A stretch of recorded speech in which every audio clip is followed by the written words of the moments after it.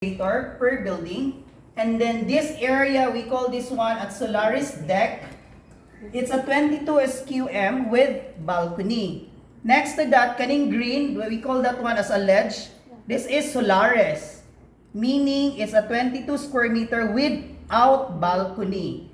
Pag abot diri sa Picas, this is a Solaris deck with balcony. 22 SQM lang ni siya. So 3 units lang ni per floor. So advantage ni siya. Currently, duha na lang ni ka-unit ang nabilin diri nga side. Alright, so at the back sa building is, we call that Eco Flats. So ang Eco Flats is pila ka square meter? 22. Pila ka square meter ang Eco Flats? 20. 22. It's a 22 square meter without balcony. Ang iyang view is facing building D. Okay? So, dili lang tanga tukod lang tag building na condominium. We call the building C as environmental building wherein we promote green in the building. So, naay mga tanong diri nga side. Okay?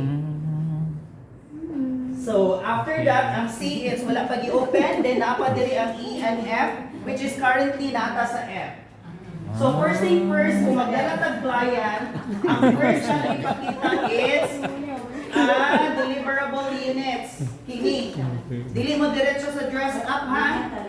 Dapat deliverable units para ang expectation versus reality is atong i-expect sa atong prospect client. So, what's a good thing is, first thing is, wala ta gagamit o giabi. So, mura na siya hotel, itap lang diri. Okay? So, ang pinaka-advantage diri is sige, sunod na lang yan. Kamanitado ang barko. Sige, siya mo gini makahalin, boss. Mahurot yun yung isa ka-building, boss. Ba, yung mga sige, sunod na lang, sunod. Sige na, all passengers bound for Italian Flats. Na may target, Fortuner mo ng Yeah, target. Fortuner, sige, go. Okay, so i-close na to ang airline. So pagsulod na to daan is, ang advantage sa atong condo is, we separate the shower and the toilet and bath, wherein na siya partition.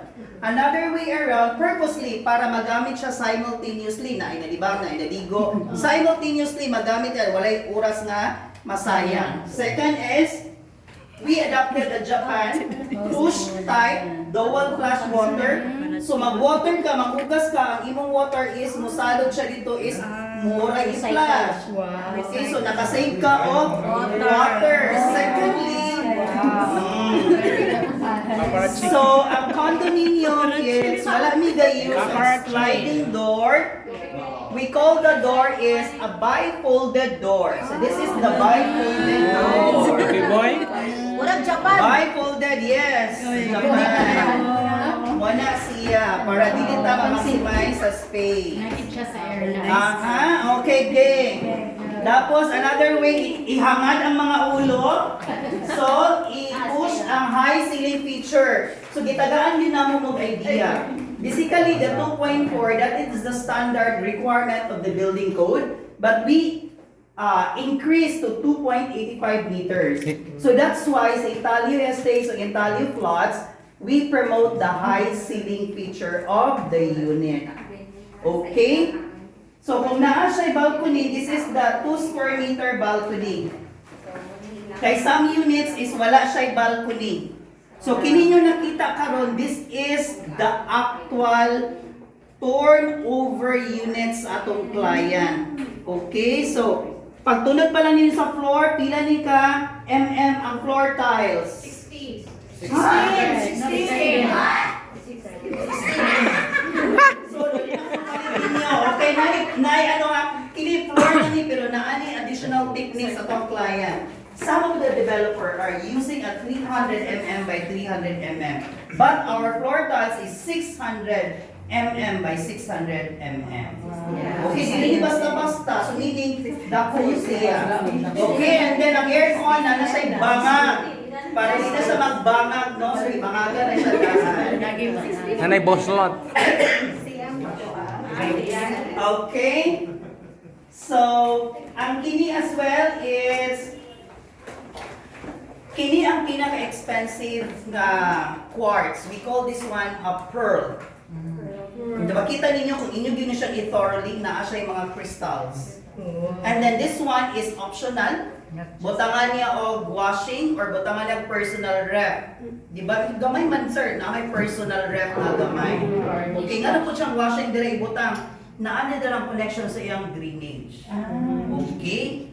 And then we're using a metal backing sa ato ang connection para kini nga area is metal kay init baya ni dire. So kung plastic prone to sunog. Okay? And another way around is among zinc. It's a good kung maghugas ka, dili siya mo spill over because wala siya ano dire. Diretso siya mo laho sa iyang sink and then lalong siya. Okay? And then ana di grease trap diri sa ilalong pod. That is standard naman pag turn over. So siya ni bahala kung saon niya ang sulod no? Kung mangutan na siya gusto ko ning anak by then siya nagibahala kung saon niya ang sulod. That's a good thing that we give the opportunity to the unit owner to do sa iyang interior design. Alright, so dirita sa dress up.